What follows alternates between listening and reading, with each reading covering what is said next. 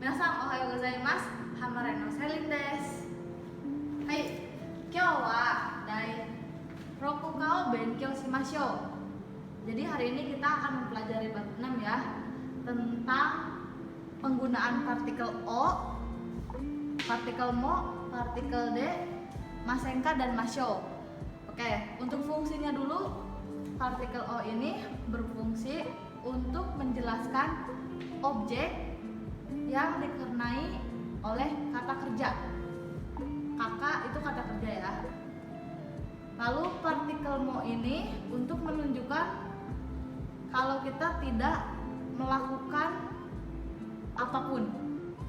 Biasanya di depannya harus diikuti kata tanya, lalu partikel mo, selanjutnya belakangnya bentuk negatif.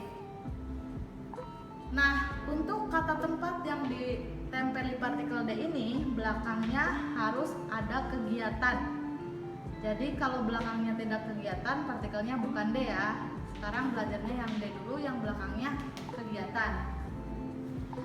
Nah, untuk masenka di sini, meskipun di sininya konotatifnya negatif, tapi dia bukan kalimat negatif. Karena ada K-nya, jadi dia ini kalimat ajakan. Ajakan secara halus atau sopan. Nah, untuk mashou di sini, ini artinya ayo gitu.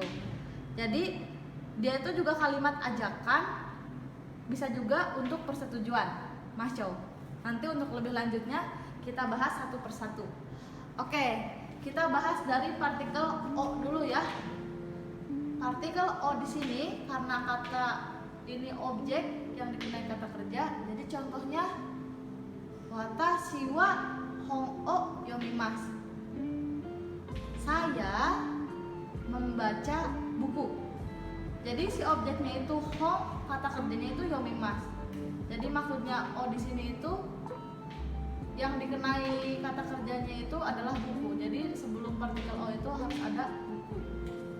Kalau misalnya majalah, kalau misalnya dia membaca majalah berarti zashi o yomimasu. Kalau membaca kamus berarti jiso o yomimasu.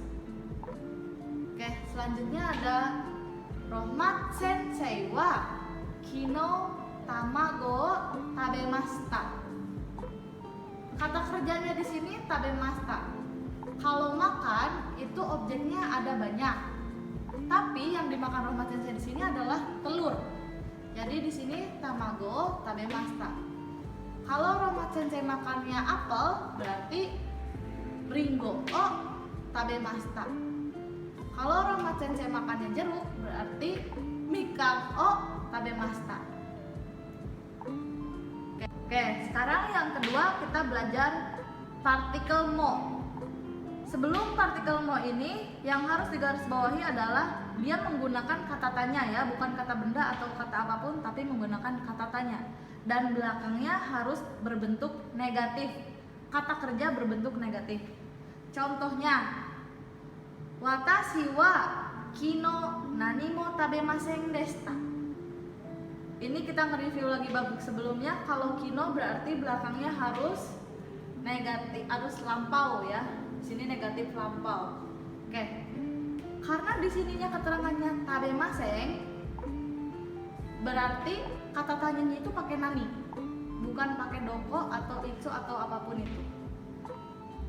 Ini contoh kaiwannya seperti ini.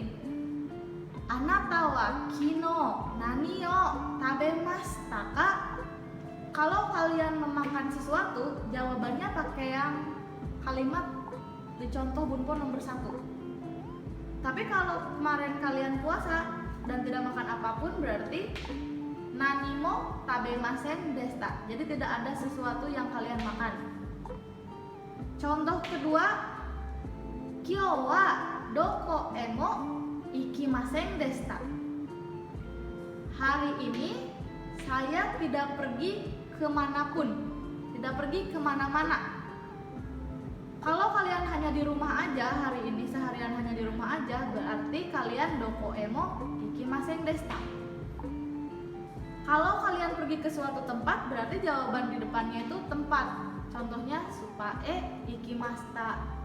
kayak gitu. Karena tidak pergi kemana-mana jadi dokomo ikimasen deshita. Nah ini partikel E ini kenapa dikurungin? Karena dia boleh dipakai, boleh juga tidak. Jadi bisa jawabannya itu bisa doko emo ikimasen desta, bisa juga dokomo ikimasen desta. Jadi untuk si partikel E ini tuh tidak terlalu penting, mau dibawa mau enggak boleh. Tapi kalau untuk simo ini wajib dibawa ya. Sekali lagi kalau simo ini wajib dibawa. Oke. Selanjutnya yang bunpo nomor 3, yaitu keterangan tempat D. Seperti yang tadi sudah dijelaskan di fungsi awal, partikel D yang menunjukkan kata tempat itu belakangnya harus ada aktivitas. Oke, contohnya supade tamago kaimas. Membeli telur di supermarket. Ketika kita membeli itu pasti di situ ada aktivitas ya, aktivitas membeli, mengambil barang dan membayar itu disebut aktivitas. Jadi partikel supanya itu partikelnya menggunakan D karena kita beraktivitasnya itu di supermarket. Contoh yang kedua, jimu sode hong o yomimas. Membaca buku itu adalah suatu aktivitas, suatu kegiatan. Kita baca bukunya di mana? Di jimuso, di kantor. Nah, dijelasinlah jimuso deh. Tuh. Lalu yang ketiga, kino ekide tomodachi ni aimashita. Bertemu dengan teman itu suatu aktivitas ya. Meskipun hanya bertemu tapi bukan berarti tidak melakukan aktivitas. Jadi aimas itu termasuk ke dalam aktivitas atau kegiatan. Bertemu temannya di mana? Di eki, di stasiun. Jadi kino ekide tomodachi ni aimashita. Oke. Contoh yang terakhir, restoran de hiru gohan o tabemasu. Makan siang itu adalah jelas suatu aktivitas ya. Makan siang setiap orang itu berbeda-beda, ada yang di rumah, ada yang di restoran. Nah, si pelaku yang ini berarti makan siangnya di mana? Di restoran. Jadi restoran D. Jadi ingat ya, kalau D itu sebelumnya pasti nama tempat di mana kita melakukan aktivitas tersebut. Oke. Selanjutnya ada masenka.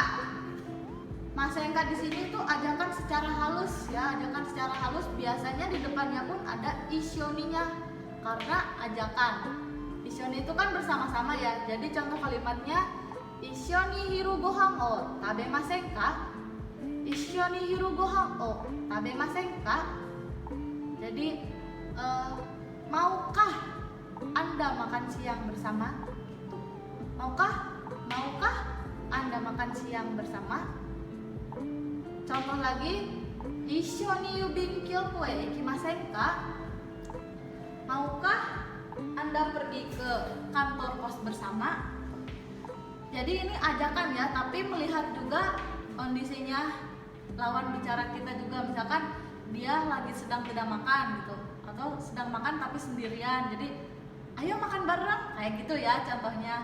Atau misalkan dia mau pergi ke kantor pos nih, kita mau pergi juga. Ayo pergi bareng ke kantor pos, tapi dengan halus dan tidak tanpa paksaan ya. Ini tanpa paksaan. Jadi kalau dia nggak mau ikut pun nggak apa-apa. Yang penting kita hanya ngajak. Nah, sekarang ganti ke bunpo nomor 5 yaitu masyo. Masyo di sini bisa ajakan, bisa juga persetujuan dari yang ini ya, dari yang masenka ini. Artinya sendiri ayo. Contohnya hiru gohan o tabemasho. Berarti ayo kita makan siang. Ini juga ajakan, tapi yang ini sedikit lebih memaksa daripada yang masenka.